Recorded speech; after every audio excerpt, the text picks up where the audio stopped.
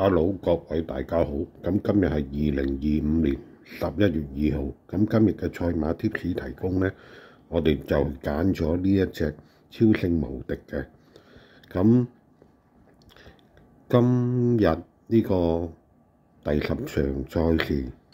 我哋係揀咗呢一隻超勝無敵嘅。咁記得呢，佢上一次呢跑嘅時候就啱啱緊喺終點前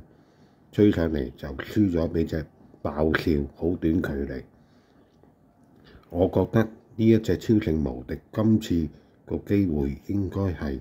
相當穩陣嘅，所以我哋今次就揀咗呢隻超勝無敵。可以睇埋呢隻爆笑。咁我覺得咧，呢一場馬咧，呢隻超勝無敵應該係3甲分子，所以今次我覺得相當有機會嘅。好啦，咁我哋睇片睇翻佢上次嘅跑法咧。好，你一開閘嘅時候啊，快閘嘅馬有暴風之子橙色眼罩嘅，嗰邊超勝無敵騎上去喎。第3位啦，咁啊埋邊奧士同群啦，紫色衫咁啊騎埋上去3、4位度啦，仲有99圍攻啦，中間63之呢隻咧就森林之王啊頂一頂佢喎，後邊大約跟住個第6位爆笑啊跟人跑啊，內欄第7仲有香港神區啊，後邊4匹馬領航天子淺藍衫，內欄大約尾4度啦，響佢出邊有勁進光輝啊，後邊2匹馬立百川響尾二，暫時電流係型號威風嚟㗎。好啦，接近對面呢個直路頭啦，前面放嘅馬咧就係一隻暴風之子嚟嘅。咁啊跟住喺第2位外邊啊99圍攻啊，咁啊第3位有超勝無敵啦，內欄第4奧士同群啊，咁啊再後邊嘅第5位森林之王，內欄第6香港神區啊，爆笑跟住個第7啊，後邊4匹馬分別有勁進光輝、領航天子啊，尾二都仲係立百川，暫時電後仍然係嗰隻型號威風嚟㗎。好啦，接近呢個600米段柱啦，似乎個段速都應該快嘅喎。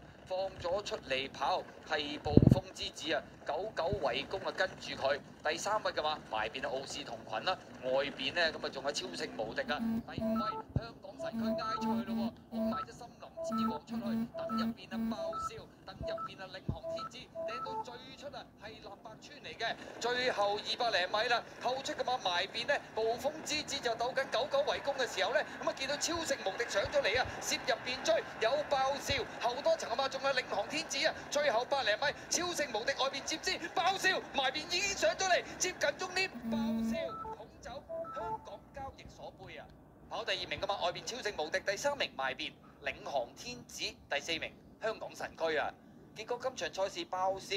贏完之後升咗班上嚟跑，結果攝咗喺入邊追啊，而同場步速應該喺後面追上嚟，大約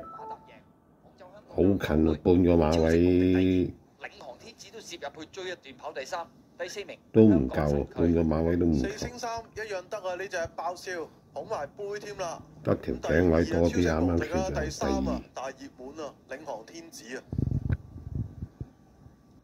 第4就應該係香。好啦，咁我哋睇完呢場之後咧，就發覺佢係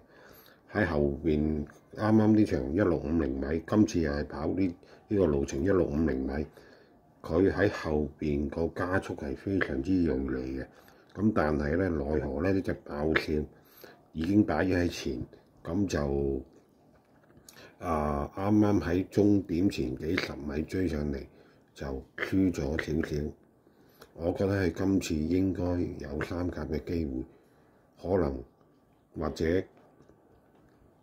有機會會贏埋都唔出奇，我覺得。